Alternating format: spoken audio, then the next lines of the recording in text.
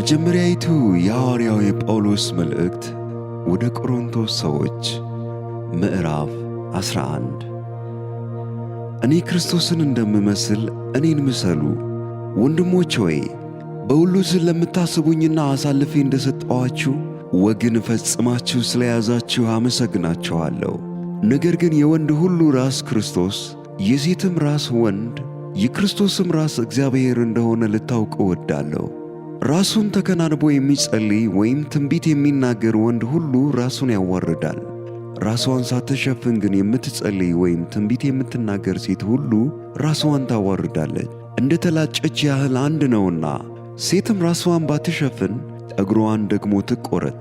ለሴት ግን ጠጉሯን መቆረጥ ወይም መላጨት የሚያሳፍር ከሆነ ራሷን ትሸፍን።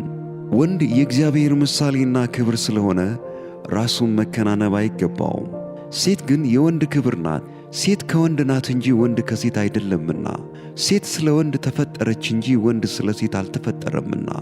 ስለዚህ ሴት ከመላእክት የተነሣ በራሷ ሥልጣን ሊኖራት ይገባል። ነገር ግን በጌታ ዘንድ ሴት ያለ ወንድ፣ ወንድም ያለ ሴት አይሆንም። ሴት ከወንድ እንደሆነች እንዲሁ ወንድ ደግሞ በሴት ነውና። ሁሉም ከእግዚአብሔር ነው። በእናንተ በራሳችሁ መካከል ፍረዱ። ሴት ራስዋን ሳትሸፍን ወደ እግዚአብሔር ልትጸልይ ይገባታልን? ወንድ ጠጉሩን ቢያስረዝም ነውር እንዲሆንበት፣ ሴት ግን ጠጉሯን ብታስረዝም ክብር እንዲሆንላት ተፈጥሮ እንኳን አያስተምራችሁምን? ጠጉሯ መጎናጸፊያ ሊሆን ተሰጥቶአታልና። ዳሩ ግን ማንም ሊከራከር ቢፈቅድ እኛ ወይም የእግዚአብሔር አብያተ ክርስቲያናት እንዲህ ያለ ልማድ የለንም።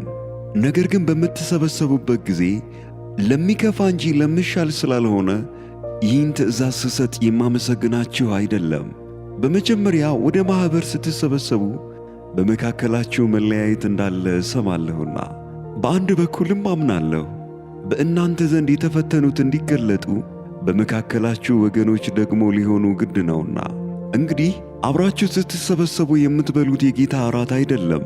በመብላት ጊዜ እያንዳንዱ የራሱን እራት ይበላልና፣ አንዱም ይራባል፣ አንዱ ግን ይሰክራል። የምትበሉባቸውና የምትጠጡባቸው ቤቶች የላችሁምን? ወይስ የእግዚአብሔርን ማኅበር ትንቃላችሁን? አንዳችም የሌላቸውን ታሳፍራላችሁን? ምን ልበላችሁ? በዚህ ነገር ላመስግናችሁን? አላመሰግናችሁም።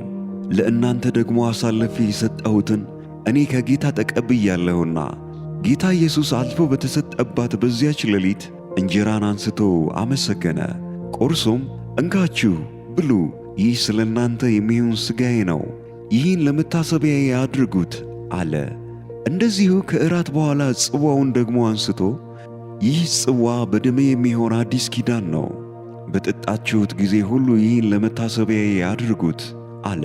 ይህን እንጀራ በበላችሁ ጊዜ ሁሉ ይህንም ጽዋ በጠጣችሁ ጊዜ ሁሉ ጌታ እስኪመጣ ድረስ ሞቱን ትናገራላችሁና።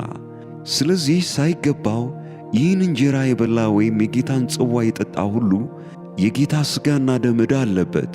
ሰው ግን ራሱን ይፈትን፣ እንዲሁም ከእንጀራው ይብላ ከጽዋውም ይጠጣ። ሳይገባው የሚበላና የሚጠጣ የጌታን ሥጋ ስለማይለይ ለራሱ ፍርድ ይበላልና ይጠጣልምና። ስለዚህ በእናንተ ዘንድ የደከሙና የታመሙ ብዙዎች አሉ፣ አያሌዎችም አንቀላፍተዋል። ራሳችንን ብንመረምር ግን ባልተፈረደብንም ነበር። ነገር ግን በተፈረደብን ጊዜ ከዓለም ጋር እንዳንኮነን በጌታ እንገሠጻለን። ስለዚህ ወንድሞቼ ሆይ ለመብላት በተሰበሰባችሁ ጊዜ እርስ በርሳችሁ ተጠባበቁ። ማንም የራበው ቢኖር ለፍርድ እንዳትሰበሰቡ በቤቱ ይብላ። የቀረውንም ነገር በመጣሁ ጊዜ እደነግጋለሁ።